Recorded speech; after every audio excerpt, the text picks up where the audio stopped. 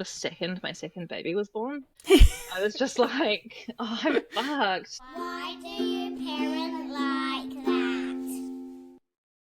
Hello, cutie pies. Welcome back to Why Do You Parent Like That for another week. If you don't know me, or this is your first time listening, my name is Abby Harrison, and I am the creator and host of this podcast, and I am stoked to have you here. So, first things first, please like, subscribe, rate, review, do all the things, because it pushes us out into the algorithm and helps new people find our podcast, which we love. Secondly, Substack. There is a link in the show notes to my Substack, and that is my newsletter, essentially. It's how you find out about goings-on. It has some reflections on the conversations. There's a secret sixth question for paid subscribers in there from every guest. It is a very cool and growing space. Currently, my Substack subscribers are voting on which episode they would like to be released next, because if you are a Substack subscriber, you get to be in my close friends on Instagram. And on my close friends Instagram, they are voting, so they're not only finding out what episodes I've got coming up soon, but they're voting on which ones they want to see first. Another cool thing that happened with our Substack this week is that I found out that a listener has a sick bub in Skaboo at the moment, and the paid subscribers and their contribution to the Substack enabled me to be able to send a little gift to that whānau in Skaboo. So if you want to be a part of that lovely little village, there is a link in the show notes. Secondly, you might have noticed that since I've joined the iHeartRadio podcast network, there are some ads on my podcast, which we love because it means that I'm getting a little bit of financial support, which means I can keep the podcast going, which is great. But as part of having these ads on the podcast, I am able to create exclusions of types of ads that I don't want featured on the podcast or running throughout the podcast, which is really amazing and something that I didn't know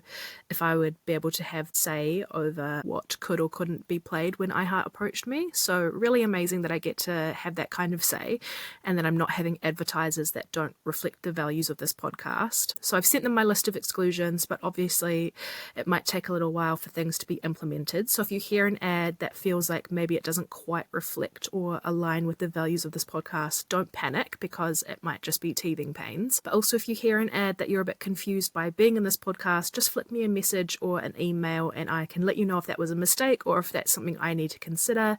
Just let me know. Thank you so much to the sponsors of this podcast, Viva La Vulva.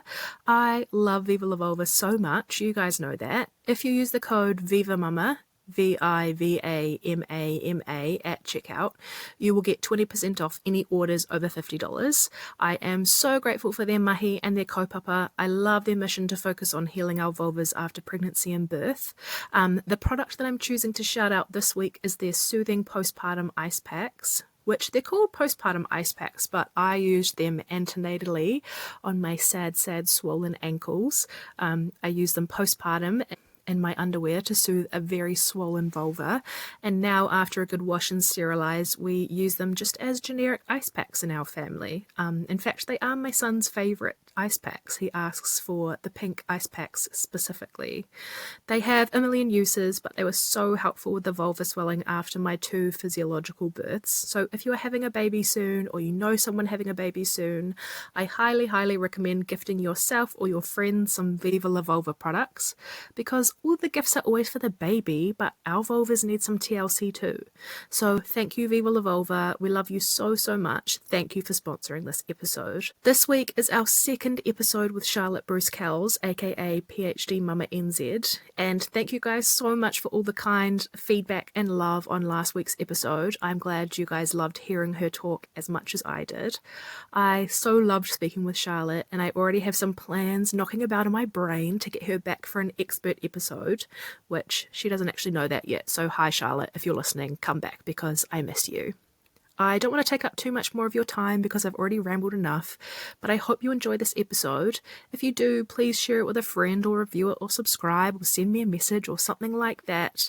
I hope you really enjoy this episode with Charlotte Kells, and I'll talk to you next week. Love you! Say it back. Why do you parent like that? What is something about your parenting style that feels unique or unique-ish to you? I don't really know if there is anything. Like, I really don't. I feel like, I don't know, I feel like being a parent and being a mother is like the weirdest thing ever, right? Because on the one hand, it's so hard to put into words. On the one hand, like, we all come from such diverse backgrounds and experiences, and we all have different children, and we're all different parents, and we're all in different circumstances. So, like, being a parent or motherhood is never, like, my experience is never going to be exactly the same as somebody else's. Like, I often describe it as like a fingerprint. Like, your experience of being a parent and parenting is a fingerprint, because there is just no way it can ever be replicated perfectly by another family or another experience of parenting. It's all completely different. But then at the same time, I just feel like I'm so engaged in like all of the dominant like parenting discourses and stuff that like it all just kind of feels like different versions of the same, even though I know that's not the case. And I just don't ever want to present myself as like I'm doing this like one thing that's different, or like this is what's different. I would say that like rather than my parenting style itself, more like my experience of parenthood, I would say, is more like in the minority, in that I've been a student the whole time I've been a parent, and that has probably impacted my parenting style in a way, just because like we're not really set up to encourage women once they have babies to continue studying or to take up study. Nope. Which is really incredibly frustrating. It makes me so wild. It's one of the biggest projects I want to work on post PhD, is some like not-for-profit stuff in that space of just like finally advocating for student parents, but particularly student mothers, because it's still predominantly women who do the bulk of all of the childcare stuff. And so it is predominantly mothers that are impacted by not being able to further their education and stuff because of having kids. 100%. So parents, but mothers as well. And yeah, I don't know. It's hard, because I think that being like a student and a parent is like good in the way that like, you know, and I have these beautiful photos of me like graduating from my master's, and Imogen's a little 9-month-old baby, and it's just like so special. And she's going to look at that one day and be like, wow, look at what my mum did. And I hope the same when I graduate from my PhD. I hope seeing me do my PhD hasn't traumatized them too much. And that they'll be like proud and be like, wow, like women and mothers and parents can do this stuff. And also their dad's graduating this weekend from his Masters of Teaching and Learning that he did last year. So like they'll also get to see that. There's like good things about it. Like there is an element of like flexibility and stuff that I've been able to have over the last few years, kind of choosing when I study and how I study and all of those kinds of things. Then like it's also really hard. Like, yeah, I don't really know how we've done it. And like a lot of it is down to the fact that, yeah, my partner was a dairy farmer and we lived rent-free on the farm for 4 years. And he hated that job, and he sacrificed doing it for 4 years so that I could continue study. And he's always treated our money and his income as like our income and like equal, and really pushed me to think that as well, because as much as I study all of this stuff, I still fall into the same trap of feeling guilty in the same ways that all other women do. Yeah. And so yeah, without him doing that, like we just categorically would not have been able to afford for me to keep studying, even with my scholarships and stuff like that. There's just there's no structural support. I didn't even get paid parental leave with Imogen. So because I was a full-time student and not in work, I didn't qualify for paid parental leave, which I just had no idea as a 23-year-old woman. I was just like, oh, women get parental leave in New Zealand. Like I'll get parental leave. And then I was like, oh, wait, I don't. And a lot of people don't think about this until they're having a baby. Yeah, I didn't know that you only got paid for 6 months of the 12 months. Like I'd always heard people and be that like, it's capped. so amazing in New Zealand that it's 12 months. You get 12 months. It's not 12 months paid. It's 6 months paid. And that just runs out. And it's capped. It's capped at half of the average wage in New Zealand, and lower than the living wage in New Zealand based on a 40-hour work week. You can't live on it. It's just horrific. And yeah, we're not progressive at all in that respect. We're in the lowest 3 of OECD countries for paid parental leave entitlements. We're only beating America, which is not hard. And I always get Switzerland and Sweden mixed up. I'm pretty sure it's Switzerland.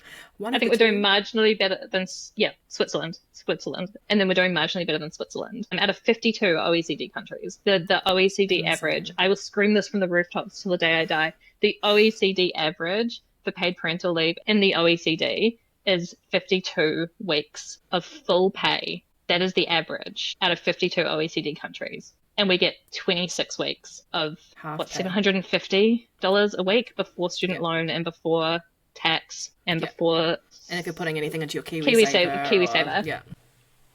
So it's not. Other countries also have pregnancy leave so that you can stop working. You know, if you have I remember being so devastated when I was pregnant with Edie because I worked way more than I should have when I was pregnant with her on top of full-time study because I wanted to have some paid parental leave so we could actually afford for me to take a break. And I was working so hard. And I just remember I was so sick at the end of my pregnancy and I had Duncan and my midwife and my friends being like, you need to stop working. And I was like, all I can visualize with stopping working is every week early before she's born that I stop working is a week that I don't get with her once she's born. And that was just devastating to me. Like the day that I finally stopped working at 37 weeks, I just cried and cried and cried and cried because I just wanted to work up until the day I was in labor so that I didn't lose any time with her. Yeah. And that's horrific. Like that's not good enough. A devastating decision to have to make. Yeah, but that's not like just students, that's just everyone. But yeah, I didn't get paid parental leave. I couldn't keep getting my scholarship because I had to defer while I wasn't working on my master's, and then I couldn't get study link because I wasn't enrolled as a student. So I just got nothing. So I was completely reliant on my partner's income, which even if his income was a lot is stupid because women deserve to be economically dependent in their own right and not reliant on their partners. Yeah, and also that is how women get trapped in domestic violence situations. Like, that is just unreal. So I don't know if you know that I'm a hospital social worker and I work in like birthing, maternity, skaboo, gynecology. And so much of my job is working with pregnant women who are economically reliant on an abusive partner and trying to find a way to encourage them to leave the partner and setting them up so that they can leave the partner. But no one wants to leave because they're like, but I'm about to have a baby and I can't afford to have a baby. It is purely comes down to a financial decision, and it is so infuriating. No, it's awful. Like, it's actually horrific. And I say to students when I'm explaining this to them, I always say I'm lucky because it just shouldn't actually come down to luck. But I'm lucky that I have a partner who is like, no, absolutely, you need to keep studying. Like, you have to keep studying. So Duncan is 8 years older than me. So, like, obviously when I got pregnant, being a bit younger, he was like, oh, well, I'm going to be the one to make the sacrifice so that you don't have to give up anything if we have a baby. Because he was like, I don't want to like take that away from you.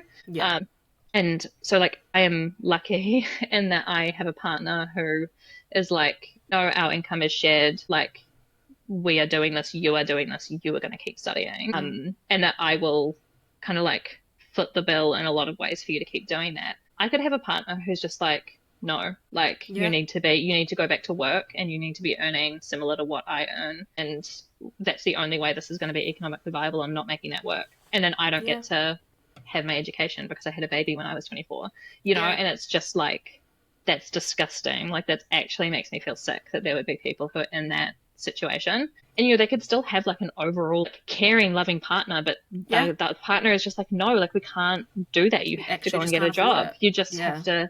And again, we were living on the farm. So like we had the free house. And like I say all of this, like we've never earned like a huge amount of money on the farm. Like the highest pay he was getting was 75,000.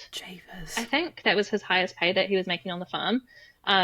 And like that was, we qualified for no welfare, no paid parental leave, no anything, accommodation, like nothing. Like we just got nothing, paying full daycare bills. And because you don't need to put your kids in daycare until they're 3, so it's fine. No, and apparently that was enough money to support a family of 4, according to the government, which is just, I could go on about this for ages.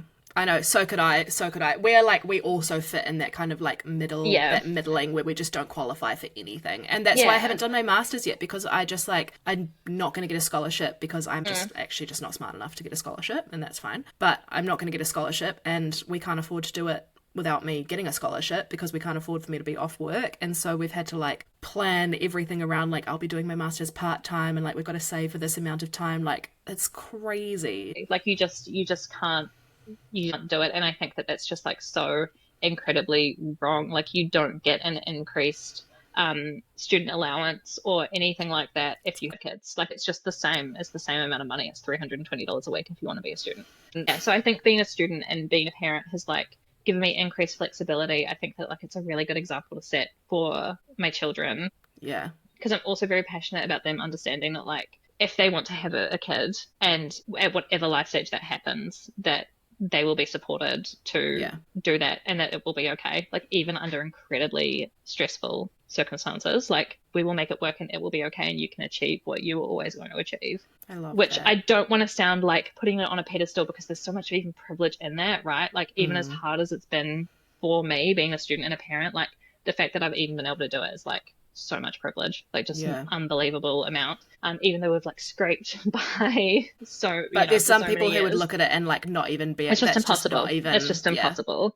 And so I think setting that example, but also like with it, it's really filled me with like a passion to make sure that by the time they are young women, that's not the case. And I would really love for them to get to see mum like make some actual tangible change for like the way women and mothers experience the world in the workplace and study and tertiary education. And so I think that's like a really roundabout way of talking about my parenting style, I guess. I love it. I also love that you had 2 girls while you were doing this study. Like, that is Yeah, I know. It's so interesting, cool. right? Because I started off so like the sex and gender of your baby doesn't matter. And like it has no impact. And I'm actually like been thinking about a piece for a really long time that I want to write about how like I think it's actually reductive to say that like it has no implication and no meaning, and that we should parent boys and girls exactly the same way, and that's how we should do it, because I think that that misses a lot of nuance. But then at the same time, I don't buy into any of the like around like boys and girls and like overstating children's gender identity. I find very frustrating and odd. I agree. Although I am a mum with a real classic toddler boy, and it's like forcing me, you know, when I was pregnant, if I was like, if I have a boy, like, he can wear dresses and he can, you know, I was just like, he can just be whatever he wants, and what he wants is to like carry dinosaurs around and wear Spider-Man pajamas and like carry trucks, and I'm just like, that's okay, you can be that boy if you want to. Yeah, I remember so distinctly when Imogen first started going through her, like, it was called her beautiful dress phase, because at like it was just before Edie was born, so she was like 2, and she was like, I want to wear a beautiful dress, mummy, and I was like, where has this come from? I had to go to the op shop and buy a whole lot because we didn't have any, and she was just like obsessed. But yeah, I don't know. I think it's really interesting, and I did actually have like it wasn't gender disappointment, because I was also really firm about the fact that like my unborn children do not have a gender, they have a sex. 100%. And so I was like really frustrated about that. So that's another hill that I'll die on. That's also, I didn't find out the sex with either of my children purely because I was preemptively sick of all the comments about what their gender would be. Yeah, I know. But I what was I going to say? I'm trying to remember now. Sort of gender disappointment, I feel like but it was not good. quite. Oh yeah, so it wasn't like gender disappointment. It was like fear. Like, I was so sure I was having a boy with Imogen, and then we found out at 20 weeks, and she was a girl, and I just remember being in like the state of like just such distress for like a few weeks, because I was so confident on how I could raise a boy to like respect women and be kind and to not be that kind of like toxic masculinity. Like, I felt like I could do that and I could achieve that. But I was like, how do I like raise a daughter to not be a victim in like a society that like just is not going to care for her? And how do I protect her from like all of the experiences that I have had as a young woman? Like, the idea, like thinking back on my experiences as a woman and being like, she might experience, like, how do I stop her from experiencing that exact same thing? Like, I can't protect her from that. And just feeling so like panicked for a really long time. Of just like, I felt so confident I could raise a boy, but I don't know how I don't know how I'm going to raise a girl. And how like, do you feel the world about that we live now? in. I think again it comes back to like what we were talking about before of like, now it just really fuels me into like actually making some kind of difference, hopefully at some point, even if it's just like super minor. And I think I've just thought about different ways that like we can teach them. Like, again, I feel like I'm really lucky that like the relationship that I have, like, we can model to them like what a man, like how a man should treat women, and like how you can move through the world confidently. And I think, you know, when I was 23 and I found out I was pregnant, I was still very much like a super self-conscious, like not sure of herself, like young girl. I really struggled through like my teens and early 20s, like just had no sense of who I was or like any confidence in myself whatsoever. Like, I would say that I really didn't like myself very much. And now I can say pretty confidently that like I'm pretty happy with who I am and that I'm a more confident woman now. I definitely have my moments. And I've kind of put a lot of that in the past. And so I just hope that I can model that to them, and that their dad can model to them how men should treat women, and we'll kind of go from there and like take the hurdles as they come. I don't feel panicked about it anymore. Like, good. I feel a little bit more under control with it now. But yeah, when I was pregnant, it was definitely like, how do I do this? How am I going to do this? On a personal note from your story, my mum is a teacher and she got her like teaching certificate or diploma or whatever it was. And then when I was in my 20s, she went back and got her bachelor's and did her undergrad. Mm-hmm. Oh, and like completed her degree, which was so cool. She always wanted to do it. It was like one of her bucket lists. She wanted to like walk across the stage at graduation, get that undergrad, and she did it. And she did it while she was like parenting me and my brother and still working. Yeah. Like she was amazing. And when I decided that I wanted to go and get my postgrad diploma, and I never told her this. I told her this like last week. I was like, I can do it because mum did it. Yeah. She's shown me how to do it.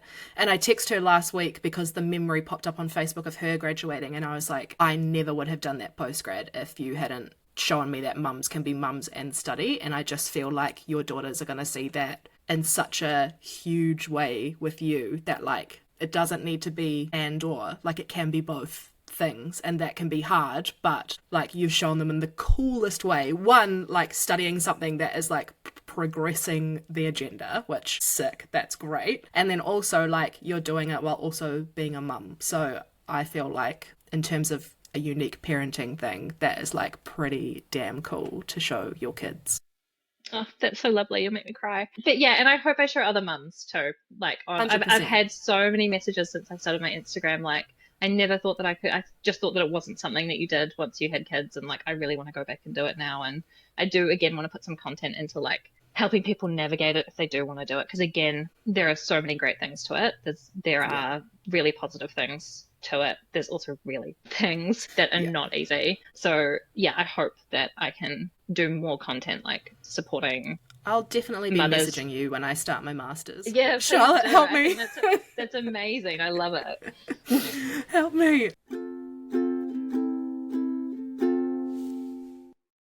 All right, we'll move on to the next question, which is, what has your biggest what the was that moment been since becoming a parent? Just like the second my second baby was born, I was just like, oh, I'm fucked. Like, Eddie was born and I was just like, what is happening? How do other people do this? How do third babies exist? Because how does anybody go back to having another baby after this? Like, I know, that is currently where I'm at, is like, how does anyone have a third? How does anyone experience this and go for number 3?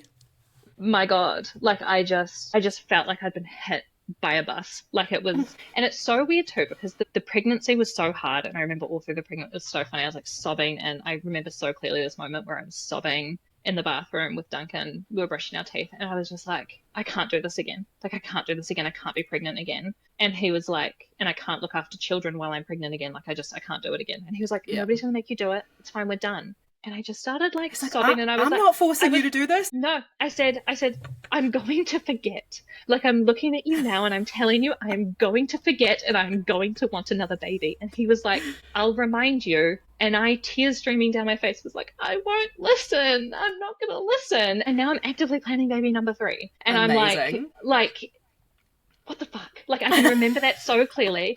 I have interview transcripts with participants because I was interviewing when I was pregnant with Edie, and I'm telling them, I'm like, I'm done. I'm never doing this again. And I'm like, here we are.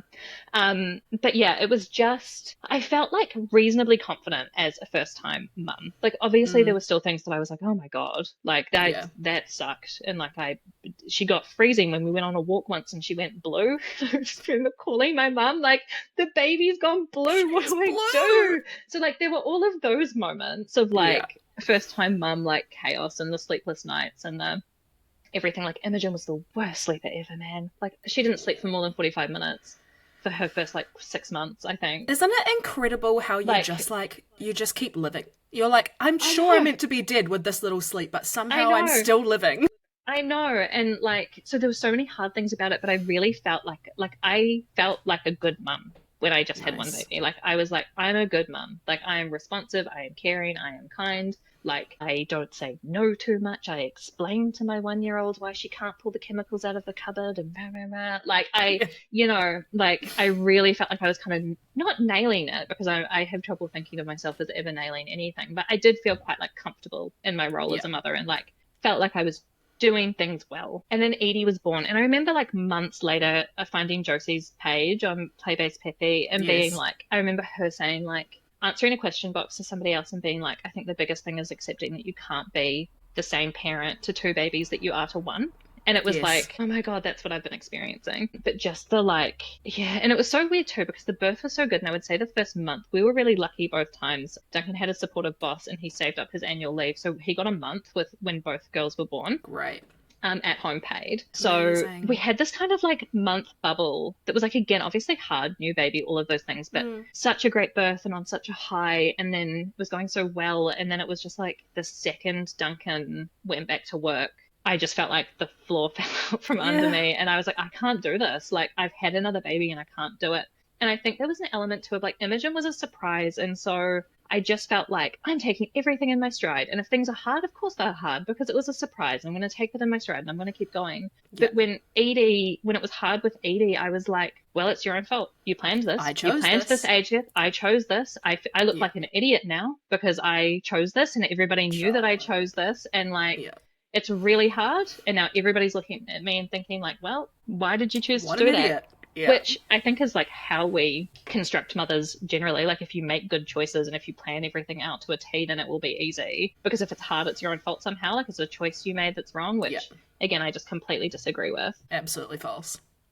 But colloquially, like I remember speaking to my midwife and she was like, I find like the first time mums in their 30s who have planned everything and done everything right, like are way more likely to have postpartum depression and struggle than mums in their early 20s or teens who are just like, well, we're rolling with it because they have Here to. we are. Yeah. Because those older mums that have planned everything to a T are like, no, but this shouldn't be this hard because I've done everything right. I did everything. I was a good girl. I did what I was told and I did it correctly. So why won't my baby sleep? And why am I exhausted? And why is this hard? And so I think there was an element of that at play with Edie. And yeah, I remember this other day we were at the park and she was probably like 8 weeks old and I was there in my like sweaty activewear and like the only pants that fit me. And like, I just looked a mess, like, which is fine. It's fine when you've just had a baby 6 or 7 weeks ago. You're allowed to, yeah. And I was at the park with Duncan and both the girls. I remember there was this mum there. And looking back, I'm like, I don't even know if she was mum. Like, she could have been auntie. She could have been the friend that was at the park with the kids giving mum a break. She could have just been having a really good day. Like, she just got up that day and was like, you know what, I'm nailing it. The baby actually slept. Yeah. But I remember she had, like, a baby and, like, the pram capsule. And it was about the same age as Edie. And then she had her toddler running around the park. And she was, like, chasing her toddler around. And she was wearing, like, I remember so specifically, she was wearing high-waisted white jeans. She looked beautiful. And I was just sitting there and Duncan looks over me and again I just like burst into tears. And I was just like, what is wrong with me? Like, why do I feel like this? I can't even leave the house. Like, I struggle to leave the house with you, let alone both the kids by myself. And like, look at this other mum at the park. She's fucking perfect. And I just remember so clearly feeling like there must be something wrong with me. Because, or else, like, people would talk about this. Like, I would know how hard, like, there are so many people who had second babies and don't talk about this. There are so many people who have third and fourth and fifth babies. So, like, because again, as we were saying, that idea of, like, how do third babies exist? Like, I just remember being like, how does anybody have a third baby? Because, like, this is hell. Like, this is just miserable. So hard. Yeah. And I really struggled to connect with Edie. Because again, like, as I said, I had quite bad, like, separation anxiety with Imogen when Edie was born. And I think a lot of it again was like she was a lockdown baby and we didn't have friends and family. So like her entire life was me. Like we did everything together for 2 years. And then suddenly like it's her dad dropping her off at daycare and putting her to bed and doing her entire routine with her. And I just missed my baby so much. Like I just wanted her and I did not want like I did want Edie. Like I just remember sitting there with Edie and being different. Like, I don't want to be with you right now. I want to be with my baby and I don't necessarily feel like you are my baby. Like in a weird way. Like it's just that thing of you're like, this little person is still a stranger to me. Yeah, I don't know you. I don't know you, and I know Imogen, that and kid. I want that kid is the love of my life. I miss them, and I really miss them. And so then that also added to it of just feeling like there was something wrong with me, and like I wasn't doing something right. And I've talked about it a lot. This is the kind of stuff that I used to diary quite a lot of on my Instagram. It's when I started my Instagram. Part of it was being like, my brain is bored, and I want to be able to talk about some academic-y stuff while I'm on maternity leave. And then it really turned into like just these journal posts of like, this is what was hard today. And like, you know, I had hardly any followers and I still don't have a big following, which I kind of like, because as soon as you get big, you start getting too many opinions. And I don't know if I can be bothered with that. But anyway, and like I'd post about like, I managed to leave the house today with both the girls. I still remember so clearly. She was born in July and it was Christmas. I took her and Edie to see Santa by myself, and I was just so proud of myself, like so proud of myself for doing that. And going and doing that alone. And like, there were just people who were like, you're amazing, like blah, blah, blah. Or people who were like, nice. I'm a few months behind you and I haven't been able to do it yet. And I felt like an absolute failure for like being the mum who can't get out with her 3-month-old baby and her toddler. So like, thank you. I know it's coming now and I just need to wait until I'm ready. But yeah, it was just so hard, and it was hard for so much longer than I thought, because I was like, oh, it'll be 6 weeks. And then I was like, it'll be 3 months. And then I was like, it'll be 6 months. And then at 6 months, I feel like we started to kind of balance it out. And then we had to go back to work and we had to start daycare. And then you're doing those things and it's just so overwhelming. And I tried to just jump straight back into my normal workload. I was like doing way too much paid work on top of my study. And just like I was in therapy as well, because again, with my antenatal anxiety with both girls, one of the things that I noticed like pretty much as soon as Edie was born, that it didn't lift like it did with Imogen. And I just had this overwhelming feeling even after she was born of like, she's just not going to be with us for long. Like it was so awful. Like I was that just feeling like, of it was impending awful. doom is Just horrific. It was horrific, and it's taken me a long time to even be able to say that out loud, that like I just thought she wasn't going to be with us for long, which was awful. And then I'm so sorry you had that experience. That is just like, that is I had the best midwife in the world. Like she is an angel. Like I love this woman so much. She's incredible. And again, like I hit 20 weeks with Edie and I was just in the clinic crying, and she was just like, we're going to sort this out. So she flagged it very early, and she happened to be doing work with a mental health nurse at the hospital on like the lack of perinatal mental health support in the Otago district specifically. Story of my life. Yeah. And so she managed to put me in direct touch with this woman. So like I was so lucky, because it was so like under, the normal pathways that it would happen, but I got that support and through the system. And then from about 28 weeks, every week or every fortnight, I could just go to this office at the hospital and just cry to this like lovely, I remember she had like this really thick Scottish accent. And I would just cry to her, and she was so comforting. Accent. And she was just so kind and so caring. And then after Edie was born, both her and my midwife flagged pretty early that it looked like I was going down the postnatal depression route. And I think I was pretty aware of it too. Like I was like, this isn't how I was the first time. Yeah.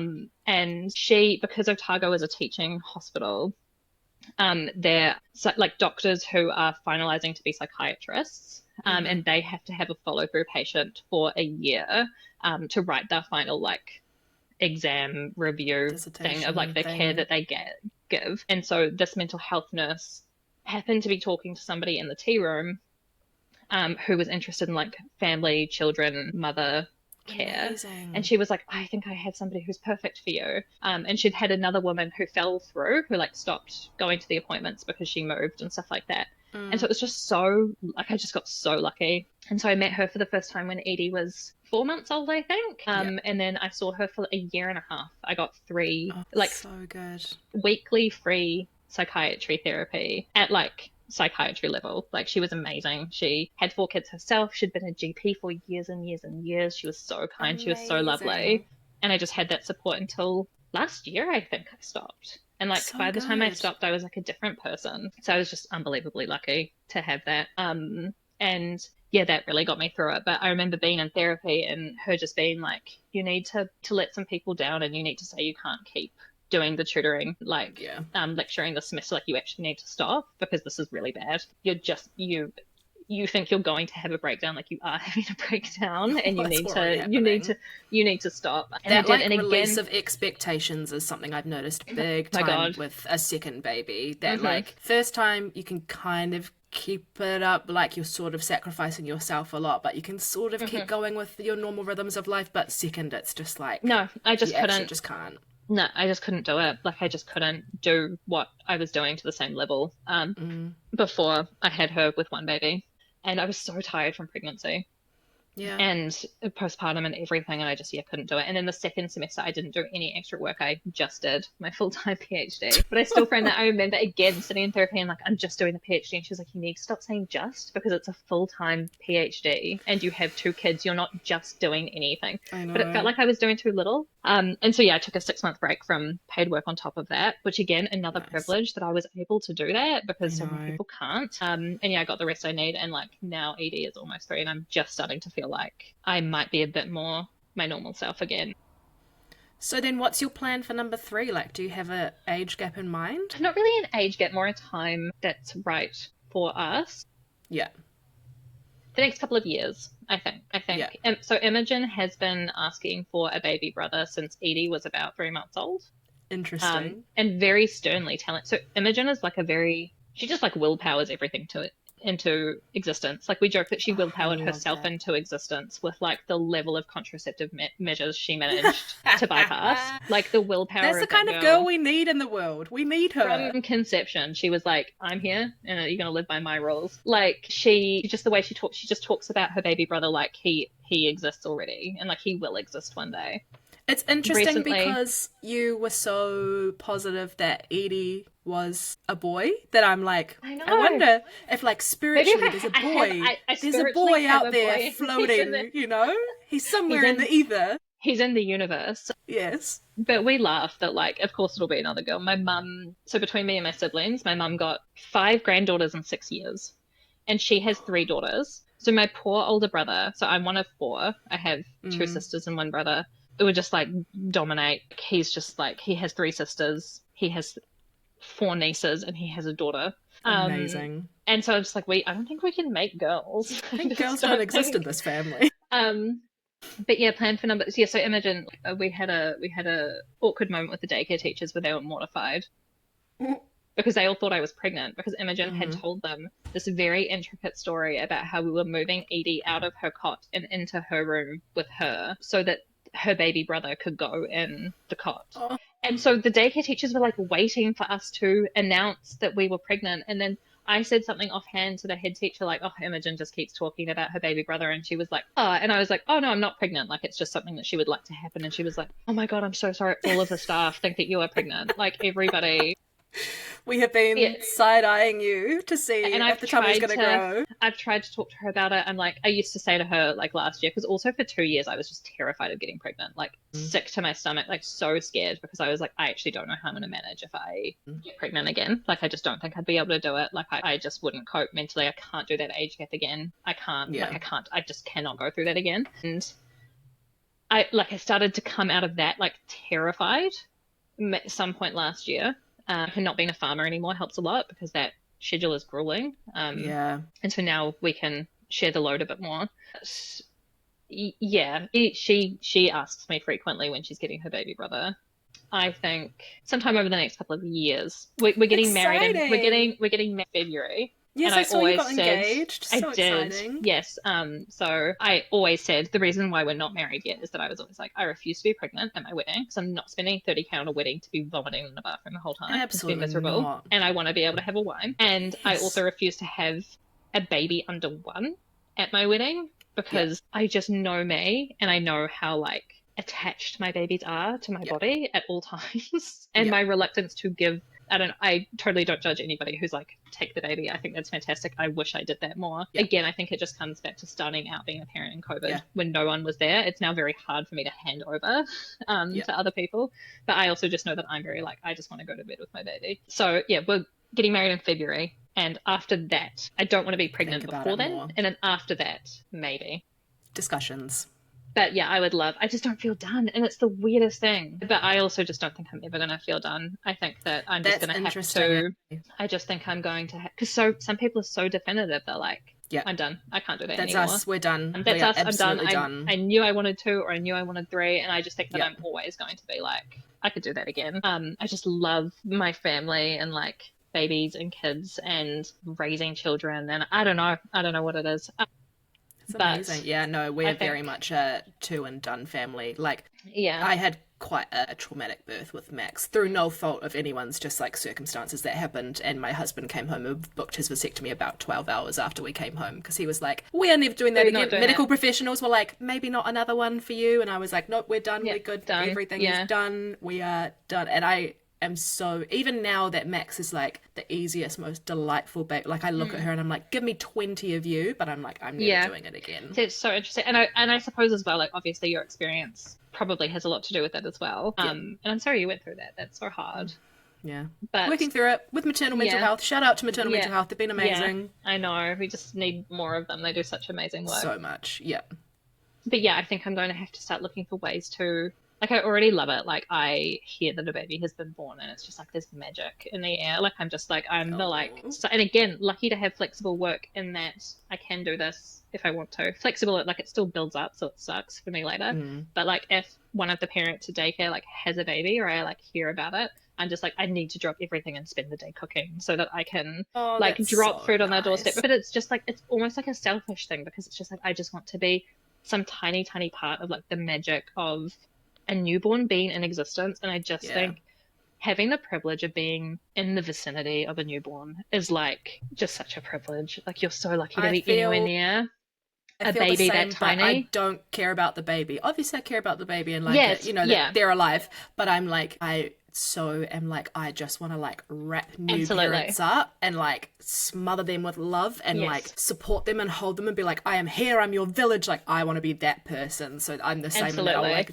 drop food at the door and then run away, but then check in. No, I sent a text. One of the lovely mums at daycare had her second baby recently, and I think especially if it's a second baby, I'm like, you need it. You've got and so I did a whole lot of cooking, and I texted her on Facebook, and I was like, I'm bringing food over. Is there a time that I can drop it? I am leaving it on the doorstep. I'm not coming in. I'm not coming in. Make sure you're so clear in your text that you are like not coming in. That you are. And even if they're like, no, knock on the door. No, I'm not coming in. My mum is such a big believer in like you spend 4 weeks in your house when you have a baby. You might walk around the block. And she always said to me, and I'm so grateful for this because at the moments where I was just feeling like such a failure with both girls, because you hit that 6-week mark and you're like, just go and get on with it now, which is not how it works. Like my mum always said, it's 12 weeks on the couch. Like it's, you have a new baby, it's 12 weeks on the couch. Yeah, 100%. You are stuck under that baby, and that's how it is. And so whenever I'd call my mum and be like, I can't even cook dinner, she's like, 12 weeks on the couch. Yeah. It's 12 weeks on the couch with your baby. That's actually such a good mantra.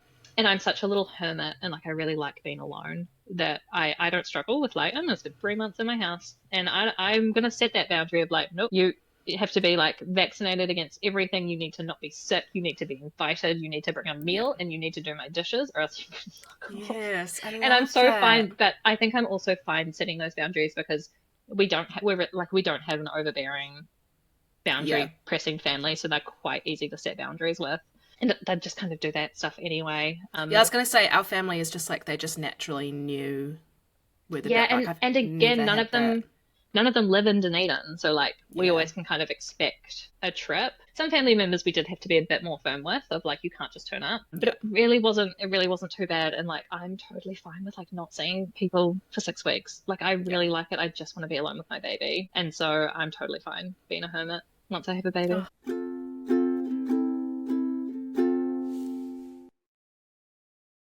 I feel like we've gotten so off track there. I know. Let's move on to the last question because I'll let you go to bed because I'm sure we all need sleep. I'm so sorry. I've been like keeping you here for like 2 hours. Oh my God. I love it. The only thing is that I'm like, I don't know, like usually when I'm talking to someone and it's like going for longer than usual, I'm like aware of what I can cut at the time. Yeah. I'm like, oh yeah, that's probably not. But everything you've said, I'm like, no, I want to keep that in. Like this is just going to be the longest episode I release because I just want it all.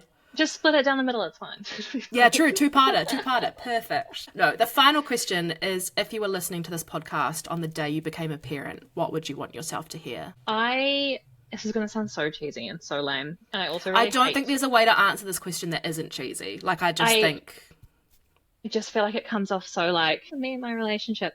But I think it would be, you are going to be just as in love with Duncan 5 years down the track, than you are now. Because I just remember so clearly. So we were in a very serious relationship from like the moment we started dating. Like I knew that this was the father of my children, like embarrassingly early. But we had been together just over 2 years, I think, when I got pregnant. And again, like not planning to have a baby or start trying for babies for quite a while. We talked very early about how we both wanted kids and all of that. But yeah, it was off in the future. And I think you just hear so much when you're pregnant and when you're have a new baby, about how like testing it is on relationships and how it'll make or Yes. break them. And the first year is the hardest and your relationship is going to struggle. And I just remember being like so in love with him when I was pregnant, like in a way that like I thought I loved him before, and I just loved him like so much more and like so deeply, and felt like so loved and cared for. And then just being so scared, like, but how can I feel like this now? And then it like what if we break up one day and like I forget how I know. feel right now? Like I never want to forget how in love with him I feel. And like I was so scared of losing that, because I feel like people are always warning you of like how hard you have to work and how tough it is and just all of that stuff. And after Imogen was born, again, just being like, I'm like so in love and like this is amazing, and like he's like the perfect dad. And I didn't grow up with a father figure, like I had nothing to do with my biological dad. Um, and just being like, wow, like my daughter gets like this man to be her father, Yeah. and like how has this happened? And like just being so scared that we would lose that. And we're both children of divorce, so like just being Yeah. like it must end, like it must end at You some point, kept or waiting something's for going to the shoe to happen. drop. Yeah, I was Yeah. just like, something's going to happen, and like we're going to fall out of love, and I'm going to forget like how amazing he is in this moment, and I'm going to forget how in love we were. I remember writing Oh, like a letter in Imogen's book, just being like, I want you to know how much I love your dad, and like that he is the that's best dad in the so world, and I just want you to lovely. know how much in this moment that I adore him and like how amazing he is. And like, don't get me wrong, there have been like hard times. Like we Yeah. have had like disagreements in parenting styles and like disagreements in like other life stuff. And we don't fight very often. And so when we do have a disagreement, it feels like the world is Oh ending. my gosh, me and my husband are the exact Yeah, same. When fights like do happen, I'm like, what is happening? we had a fight recently, and like we both just went to work, and I just like sobbed in my car because I was like, we don't like what? Like what is happening? And then we got This home in the doesn't happen. afternoon, and he was like, we were lying in bed, like going to bed, and he was like, I was real sad at work all day today. Like I've just been sad. But like I just really feel like we have in so many ways gone from strength to strength. And I can say that like when we met, we didn't want to get married. Like I was very like, nah, I have no interest in marriage. And he was like, nah, I don't either. And I was like, I do like the idea of a diamond ring, but like I don't want to get married. Yeah, absolutely. And he was like, absolutely. And then maybe like a year after Imogen was born, we went to a couple of friends' weddings, and we are like, it was really nice. Like maybe we should do that. And so from there we started talking about it. And yeah, I can just say that like almost 5 years on, we're newly engaged, and I am like so excited to get married and to be like, this is our love, and like show it off to everybody. And I still feel that so deeply, and I'm so excited. And it's not just a checkbox. Like it's like, oh my Yeah. God, we finally get to do this and like do this together. I'm a wedding celebrant, and sometimes people talk to me about like they're like, it's so interesting that like you as someone who is such a passionate feminist and so anti-patriarchy, that you're like so heavily involved with so many weddings. And I'm like, you cannot convince me that there is nothing more lovely than two people sometimes standing in front of their friends and family and like publicly declaring the love that they have for each other and like intentionally entwining themselves together. I just Yeah. think that is the loveliest thing. No, and it's something that I've really had to grapple with as well. Like again, like as a feminist and doing everything that I do, Gender and studies. as somebody who was like, no, fuck that, I'm not getting married. Yeah. And it is just like I think that there's a lot of things wrong with the institution of marriage, and 100%. again, like a lot of And our its governmental history is not yeah, good. no, it's not great. But I do think that there is something, as you say, and the like, if there is just like love at the core of it, like the symbolism of that in a way, or like the declaration of love is beautiful. And we also talked about just going to like a registry office or something, and then Yeah. we're like, no, we really want to celebrate like with our friends and family, and we really just want to thank everybody for Yeah. being a part of our journey, because it wasn't expected in the way that we planned. You know, we're going to be at our wedding with our two kids, and you know, Yes. a whole life almost like down, you know, like a career change, a master's, a PhD, Yeah. But all that's of the so things we're beautiful both. to be like, we're putting a party on because we're so happy. Yeah, Like, and I that's think so nice.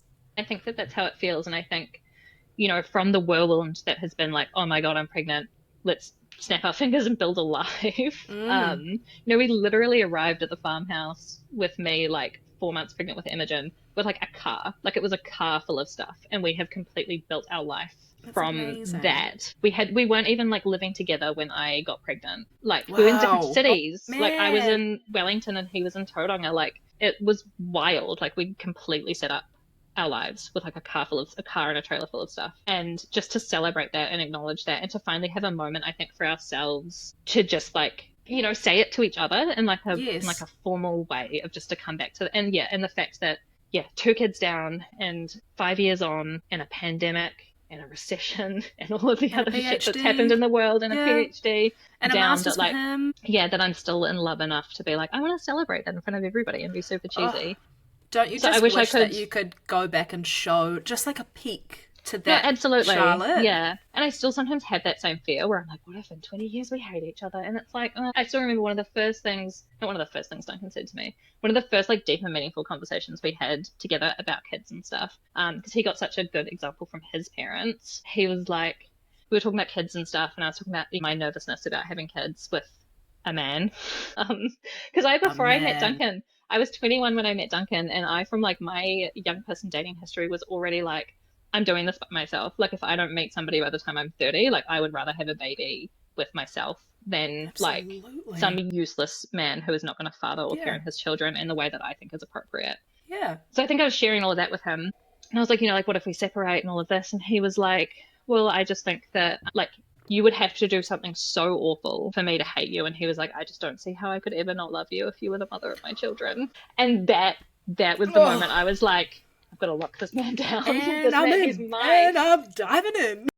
Yeah. That and his gorgeous dog Flo, who is now our family dog and the first love of my life. So yeah. And so I just wish that I could go back in time and tell myself, like, just block out all of that noise because you guys are going to be fine. And I can comfortably say that 5 years down, like, I wish I could just tell me, like, you don't need to panic about this. Like, yes, relationships can be hard. Yes, becoming a parent is incredibly difficult in a lot of ways. And I totally respect that it can test some relationships and couples have to renegotiate. And I know other couples and like people that I love in my life who have had a really difficult first couple of years in their relationship after they have a baby. I think that that's also a really valid experience. But I think, sometimes people overemphasize that and almost like make you terrified of like what your relationship is going to descend into the moment you have a baby. And I would say that I'm pretty confident in the fact that my relationship didn't descend into that because I have a partner who from day one has valued the work that I do in the home, says to me constantly, like, especially in the early days, like the only reason I can go out and make money is because you are here caring for our daughter. And if you weren't doing that, I wouldn't be able to do what I do. Like he has so actively done that. Like he would get home from a day on the farm, been up since 4 a.m. at 6 p.m. And he would be like, you need to go get in the bath and I'm on baby duty because you've been working all day. And he's always been like, if you're still working and the kids aren't asleep, I am still working. And neither of us get to stop working until the kids are in bed. And I haven't had to teach him that. He has just done it. And I do think that there's just a lot to be said for if men go into kids knowing that that is what is required for your partner to not resent you and for there to not be lots of fights. And don't get me wrong, we still have disagreements over who does what and who does more and all of that kind of stuff. I think that that's totally normal. But from day one, I felt respected and loved in the very real work that I do as a mother. And I think that that is just so important for more men to be going into relationships with an understanding of that and a respect for the mothers of their children. My husband has always said to me, his job is so much easier than being at home with kids. He's like, my job is he's like, I have got the easy end of the deal here. So when I get home and you're over it, I'm happy to take over because I've had a chill day where I've been able to like walk and get coffee and sit on the bus for 40 minutes and listen to a podcast. And he's been Duncan, so good at that. Yeah, and Duncan has also always been like, I miss them. Like, you don't miss them because you're with them all of the time. He's like, I miss them because I haven't seen them all day. So like, you go do your thing and I'm going to do mine. And and that's not to say that like, we're a perfect 50-50 couple. No. I don't think we're 50-50. I don't think that you can, in a heterosexual relationship, under the current like conditions we live in, there's no such thing as 50-50. And being 50-50 doesn't magically make parenting easy. I don't think two parents is enough to raise children. We need more adults. We need more support. Yes. So I'm not here to be like, my relationship is perfect. And I'm a good feminist. So everything is 50-50 in our relationship. Like, that's not what it is at all. But I think that there's a lot to be said for men respecting their partners and the work that goes into raising children. Agreed.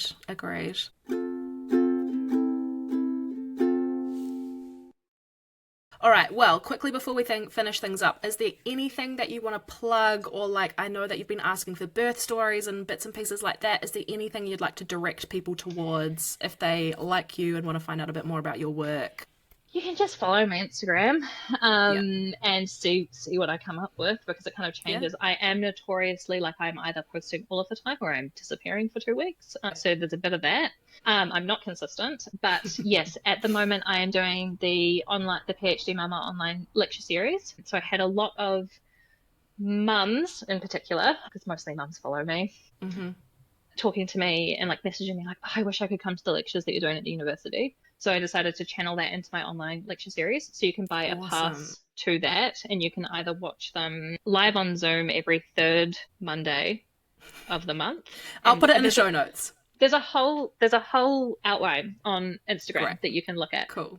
Or you can watch them at a later date from like a Google Drive, so you can watch them whenever suits you. And it's just a whole lot of stuff. So we've just finished like feminism and motherhood, and how like a whole lot of feminist theory relates to motherhood. That was a 2-part series. Next, this month, May, we are doing the unpaid labor of motherhood. Later, we're doing masculinity and fatherhood. A whole lot of good stuff. The sociology of motherhood. Cool. I have a whole plan until September, so you can buy a pass to that. And yes, I'm also collecting birth stories to try and put together some resources. So again, that's all on my Instagram, because I'm wanting to put together some like ebooks of birth stories, because when I was pregnant with Edie, I was trying to read more birth stories, and there just really weren't many from a New Zealand context that I could like read, and I really liked reading them. So I'm trying to do that. And again, just bringing it back to as well, like all forms of birth are like wonderful and valid. And so like if you are pregnant with your first baby and you 100% know that you want a cesarean section and that is what you want, I want you to be able to pick up that ebook and be able to read a whole lot of fantastic C-section stories and feel like really happy that you understand what's going to happen going into that. So that's kind of the whole premise around those. And I also have a whole lot more resources in the pipeline that I want to eventually write and have up there for parents to access around like how you navigate the welfare system in New Zealand and what you're entitled to and all of that kind of stuff. So yes, lots in the works, hopefully. And from August, once I've submitted my PhD, there should be way more. And if you also just want to tune into the drama of me having an absolute meltdown over the next few months while I try and submit, you're also welcome to just come and spy on me and laugh. Follow along as Charlotte submits her PhD. Yeah, pretty much. So yeah, just my Instagram and see what pops up there. Amazing. Charlotte, it has been the most delightful conversation. It's going to be 2 parts, and I'm so thrilled about it because I've got 2 weeks worth of content out of this conversation, which is amazing. I'm so sorry I've kept you up until 10 at night when you have a little baby. Do not apologize. I'm a night owl. These are my ideal hours. If I didn't have a baby, I'm awake from like, I'm asleep at 2 a.m. is like when I finish. That's how I work, and I've had to like completely rework how I finish. Like when I was doing my dissertation, I was up until like 4 or 5 in the morning, like writing, and then I'd sleep all day, and then that's how I worked. And now I'm like, oh no, I have to do it in daylight daycare hours. That was the hardest part of doing a postgrad diploma. After like doing my undergrad, I would do my best work from like 10 p.m. till 2 a.m. And then having a 1-year-old, I was like, shit, I can't do that. Like I have to sleep. I have to sleep when the baby sleeps. Yeah, I have to make it fit around him. Yeah, but now like Edie was like the best sleeping newborn. So like she was my magic baby who would sleep for 4 hours at a time after I had a baby who would only sleep for 45 minutes at a time. But she never improved. So she still only sleeps she's almost 3, and she still almost only sleeps for 3-4 hours at a time. So I'm up. Duncan and I take turns now that he's not on the farm, but I'm still up 3 or 4 times a night most nights. Who needs sleep, right? Who needs sleep? No one. We'll worry about it at the end of our lives when everything catches up. I feel so victimized whenever I see like a post, or like they used to be posted up around my department of like studies that were like, you need sleep to not get dementia, and like here are all of the ways that not getting enough sleep impacts your health. And I'm like, I don't have a choice. I'm not choosing not to sleep. It's so mean. Like I feel so victimized by these studies. Like what am I meant to do then?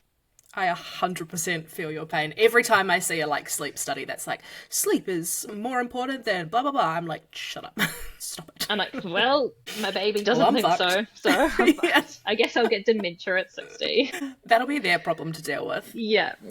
Well, thank you so much. It was such a joy to have you, and obviously everyone go and follow along with what Charlotte's doing, because she's obviously just like making actual change in the world, and that's really cool. It's just, no, you are, and it's like, I can't deal with a compliment. I can't do it. I'm so uncomfortable. All through your introduction and every nice thing you've said, I'm like, too bad, because I've got compliments aplenty for you, my friend. So it's just like, it is so cool to meet someone who is so passionate in this space, and like to see someone like basically focusing their whole life towards research about mums and like creating space for mums and all of that stuff. Like as a mum who wants to go back to study, that is really cool. So Well, thank you'll you so nail much. it when you do. So Yeah, it'll we'll be great. see.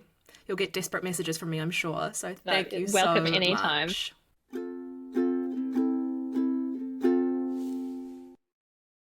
I hope you enjoyed today's episode of Why Do You Parent Like That? Why Do You Parent Like That is a podcast created and hosted by me, Abby Harrison. A big shout out to my nephew Thomas and my niece Frances for lending their voices to my jingle, and to everyone who is helping me with their expertise on podcasting while I figure this out. Any resources mentioned in today's pod will be linked in the show notes alongside our sponsors. Please follow Why Do You Parent Like That on your podcast platform of choice, and follow us on our TikTok and Instagram at Why Do You Parent Like That podcast for more behind the scenes and reveals of upcoming guests.